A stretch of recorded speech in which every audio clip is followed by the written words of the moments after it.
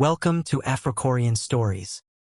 The rain in Seoul that night was cold enough to sting, and Mareo Adiyinka stood under it without an umbrella, watching her own face on a giant screen above Beck Tower.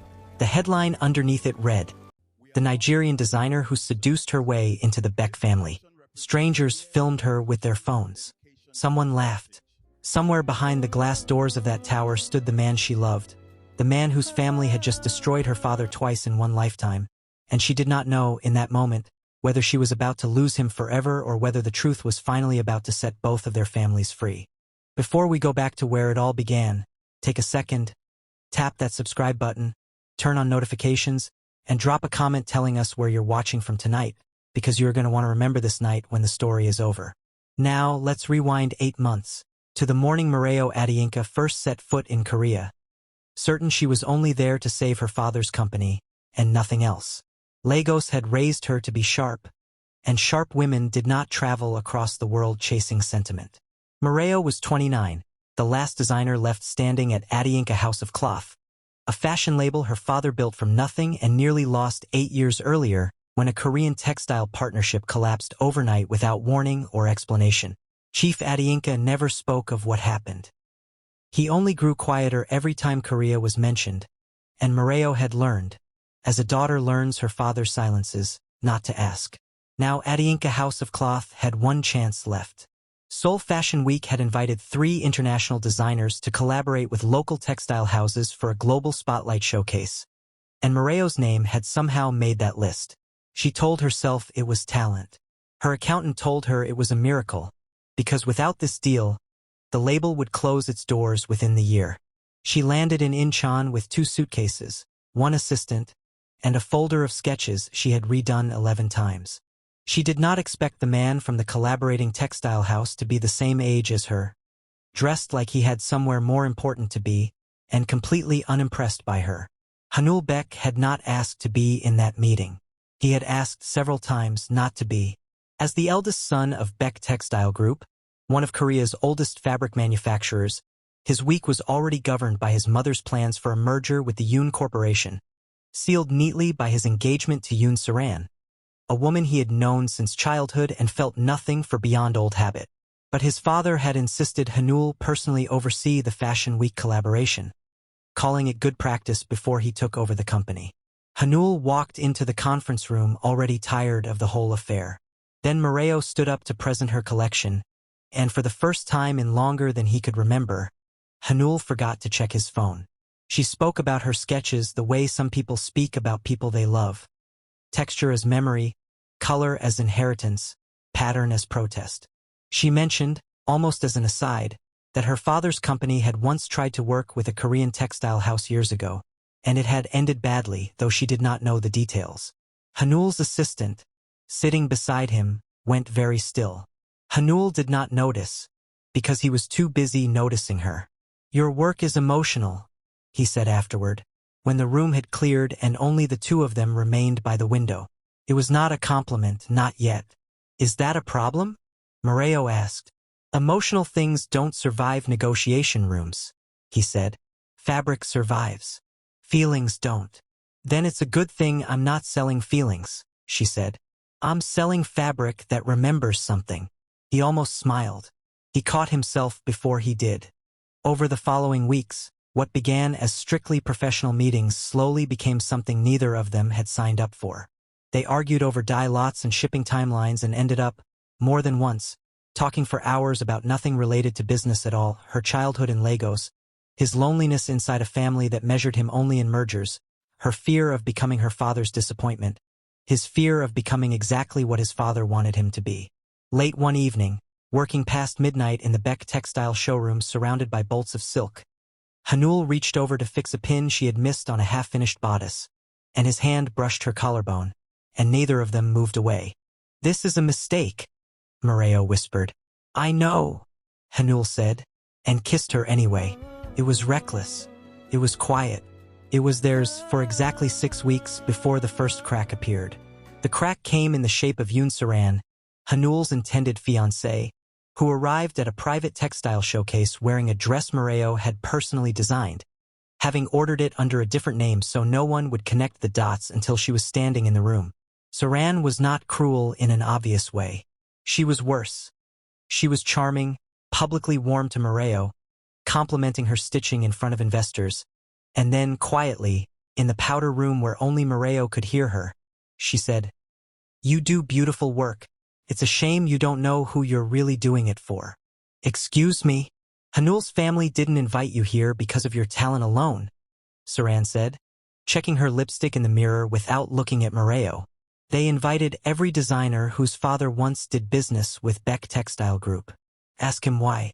Ask him what year your father's company almost collapsed." She left before Moreo could respond, and Moreo stood frozen in front of the mirror, the beginning of something cold spreading through her chest. That night, Moreo confronted Hanul, and for the first time since they'd met, she watched him hesitate. "I don't know exactly what she means," Hanul said, which was true, and also not enough. "My father handles company history. I've never seen the old contracts." "But you knew my father's company had worked with yours before," Moreo said. "You knew, and you never told me. I didn't think it mattered. It's my father's life, Hanul. It mattered enough that he still can't say the word Korea without his hands shaking." He reached for her. She stepped back. "Find out," she said. "Find out what your family did to mine. Or this ends here. Tonight. Before it becomes something neither of us can undo. If you've ever had someone you loved keep a piece of the truth from you, even by accident, you already know how heavy silence gets between two people who used to tell each other everything. Drop a like on this video right now if you're already worried for them. And stay with us, because what Hanul finds in his father's old records is about to change everything. Hanul went looking for answers he did not expect to find so easily. In a locked filing cabinet in his father's private office, behind contracts he wasn't authorized to open, he found a decade-old agreement between Beck Textile Group and Adiyinka House of Cloth, a partnership that had promised Chief Adiyinka exclusive distribution rights across 3 continents. Attached to it was a termination letter, dated 8 years prior, signed not by his father, but by his father under pressure from the Yoon family, who had threatened to pull their own investment from Beck Textile Group unless the Adiyinka partnership was severed immediately, because Yoon Corporation considered Chief Adiyinka's rising international success a threat to their own textile ambitions in West Africa. In other words, Moreo's father had not failed. He had been sabotaged, quietly, by the very family Hanul was now supposed to marry into. Hanul sat with that file for a long time before he showed it to anyone. When he brought it to Moreo, she read it twice, her hands trembling slightly on the second read, and then she looked up at him with an expression he had never seen on her face before. Not heartbreak, not anger, but something closer to grief for a wound she hadn't known was still open. "My father spent 8 years thinking he wasn't good enough," she said quietly. "He blamed his own instincts. He blamed West African manufacturing standards. He blamed everything except the truth, which is that a family he trusted destroyed him to protect their own interests, and your family let it happen." "I didn't know," Hanul said. "I believe you," Moreo said, "but you're about to marry into the family that did it, and I don't know how to stand next to that." She left Seoul 3 days later, back to Lagos, telling herself it was to protect her father's company from further damage, telling herself it had nothing to do with protecting her own heart, though of course it had everything to do with both. Chief Adiyinka did not gloat when Moreo finally told him the truth. He simply sat very still in his study, the same way he always had when Korea came up, and after a long silence he said, "I always suspected. I never had proof. Proof changes nothing, Moreo. It only makes the grief sharper." He looked at his daughter carefully. "But you loved him. I can see it on your face. Don't let my history become the reason you throw away your future. He's still engaged to the daughter of the family that ruined you. Then he has a choice to make," her father said. "And so do you. Choose with your eyes open. That's all I ask." Back in Seoul, Hanul was doing exactly that, trying to make an impossible choice with his eyes open. His father, Baek Jin-seok, admitted the truth when confronted, visibly ashamed for the first time in Hanul's memory. "I was young in my position then," his father said. "The Yoon family held leverage over our expansion loans. I made a decision to protect this company, and I have carried the shame of it since. I did not expect you to fall in love with the daughter of the man I wronged. Life has a cruel sense of timing. Then help me fix it, Hanul said. Publicly, formally, reinstate the Adiinka partnership on better terms than before, and release me from the engagement to Saran. You know what that will cost this family, his father warned. The Yoon family will pull their investment the moment the engagement ends. It nearly bankrupted us once. Then let it, Hanul said. I would rather rebuild this company clean than keep it standing on something rotten. His father studied him for a long moment, and something shifted in his expression. Not agreement yet, but respect. Give me time, he said. These things cannot be undone in a single conversation. Time, however, was not something Yoon Saran was willing to give anyone. Saran had eyes inside Beck Textile Group loyal to her family, and within days she learned everything. The file, the confession, Hanul's intention to end the engagement. Rather than confront Hanul directly, she went to the press. A tightly worded story appeared in a major Korean tabloid, framing Moreo as a foreign opportunist who had seduced the Beck heir to extract a lucrative partnership for her failing family business, conveniently omitting the sabotage entirely and instead painting Chief Adiinka as a man who had always been desperate for Korean money. Photos of Moreo and Hanul from the showroom, taken secretly weeks earlier, ran beside the headline. Within hours it was trending across Korean entertainment sites, then international ones, then finally landing, inevitably, back in Lagos, where Chief Adiinka read it in stunned silence at his own breakfast table. This is exactly the moment we opened with tonight. Moreo standing in the rain outside Beck Tower, watching her reputation burn on a screen the size of a building, uncertain if the man upstairs would choose her or choose the safety of his family's fortune.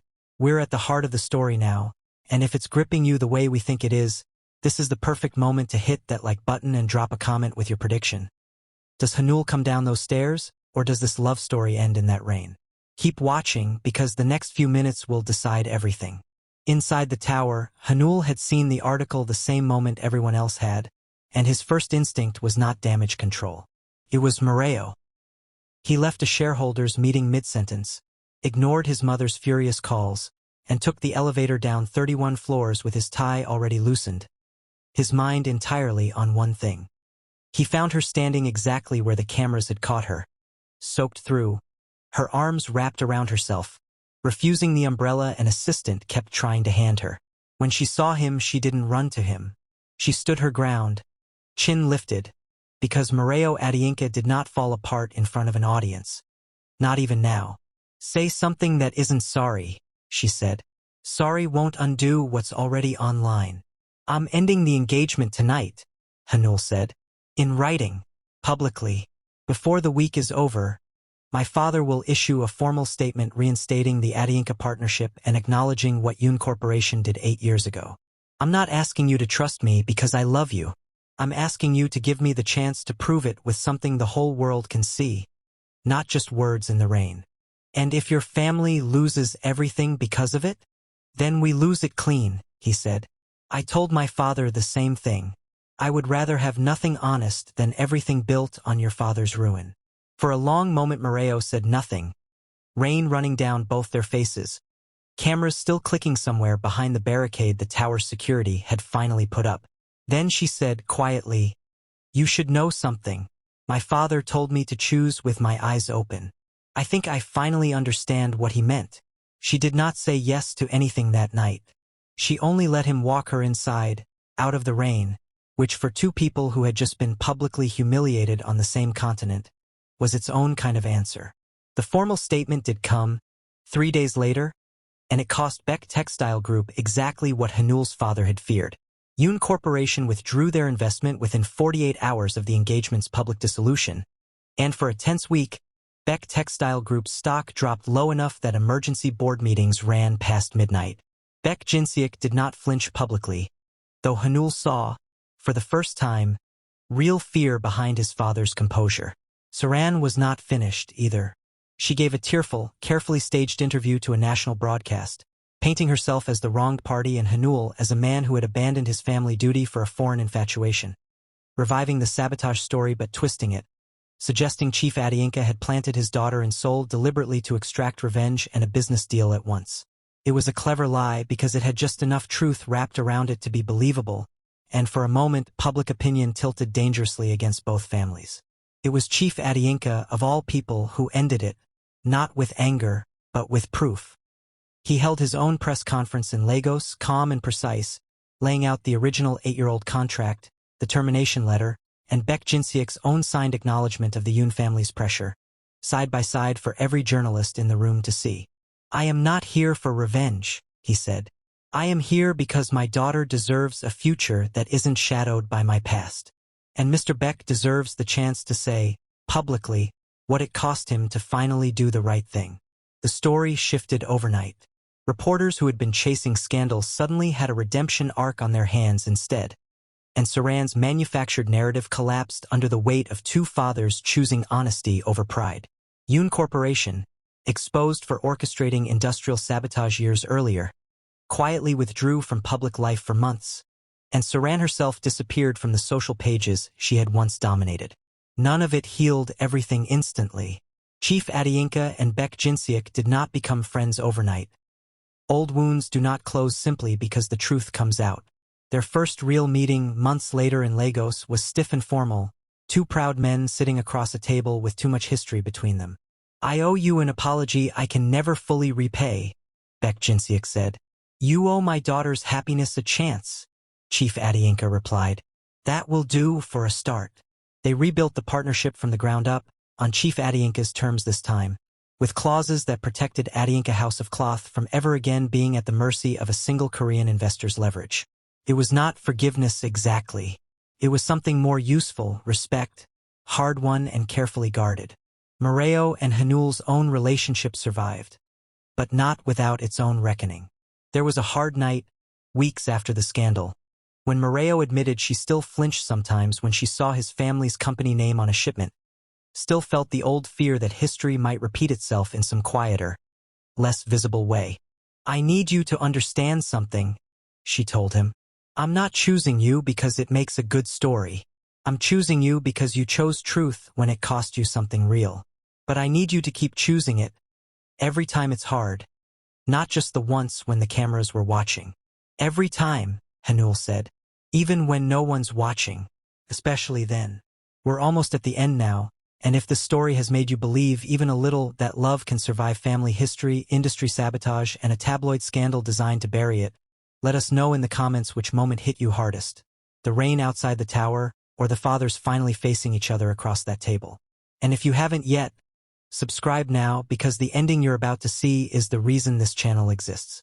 A year after that rainy night outside Baek Tower, Adiyinka House of Cloth opened its first flagship store outside Africa.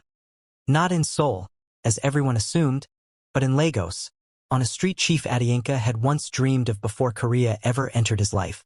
The store's opening collection was called The Reinstatement, a line built entirely from the reconciled partnership between the two families, each garment stitched from Korean silk and Nigerian textile design in equal measure, a literal fabric of two histories finally woven honestly instead of quietly torn apart. Hanul stood at the back of the opening event, watching Moreo move through the crowd in a dress she had designed herself, deep indigo attire pattern bleeding into pale Korean silk at the hem, and he thought, not for the first time, that some love stories are not about avoiding conflict at all. They are about two people willing to drag every inherited wound into the light rather than let it rot quietly in the dark, choosing each other again on the other side of it, eyes open, exactly as her father had once asked. Later that night, on the rooftop above the new store, with Lagos glittering below them and no cameras in sight this time, Hanul knelt in front of her. Not for spectacle, not for an audience, just for her, and asked the only question that had ever really mattered since that first meeting in a Seoul conference room where she told a room full of strangers that fabric could remember something. "Marry me," he said, "and let's build something neither of our families ever managed. Something that doesn't need a scandal to become honest." Moreo laughed through sudden tears, pulling him up before he could finish kneeling properly, and said the only word that had ever felt this certain in her whole life. "Yes, if the story made you believe in love again tonight, that's exactly why we tell them." Hit subscribe, like this video, and tell us in the comments which character you'd want to see get their own story next. because on Afrokorean stories, this is only the beginning. See you in the next one.